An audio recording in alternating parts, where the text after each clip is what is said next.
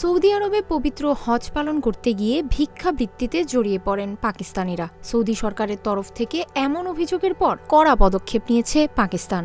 এখন থেকে হজে যাওয়ার আগে ভিক্ষা করব না মুচলেকা দিতে হবে পাকিস্তানিদের।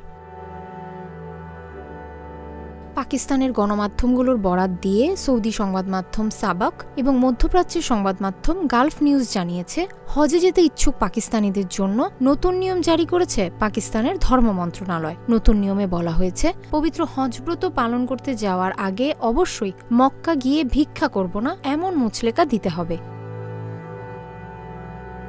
পাকিস্তানের ধর্ম মন্ত্রণালয় সৌদি আরবকে জানিয়েছে, তারা এরই মধ্যে ৪৩০০ ভিক্ষুককে এক্সিট কন্ট্রোল লিস্টে পাঠিয়ে দিয়েছে। এ ব্যাপারে পাকিস্তান সরকার জিরো টলারেন্স নীতি অবলম্বন করেছে।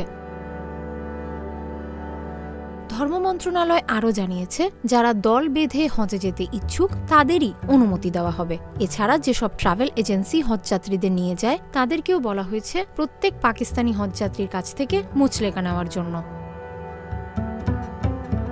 পাকিস্তানি ভিক্ষুকদের ঠেকাতে গত মে মাসে আইন জারি করে সৌদি সরকার। আইনে বলা হয়, পূর্ব অনুমতি ছাড়া কাউকে হজ পালন করতে মক্কা আসতে দেওয়া হবে না। অবৈধভাবে কেউ এলে তাকে ১০,০০০ রিয়াল জরিমানা করা হবে এবং তাকে দেশে ফেরত পাঠানো হবে। এরপর গত সেপ্টেম্বরে হজের নামে ভিক্ষুক পাঠানোর এই প্রক্রিয়া বন্ধ করতে পাকিস্তান সরকারকে কড়া ভাষায় চিঠি দেয় সৌদি আরব।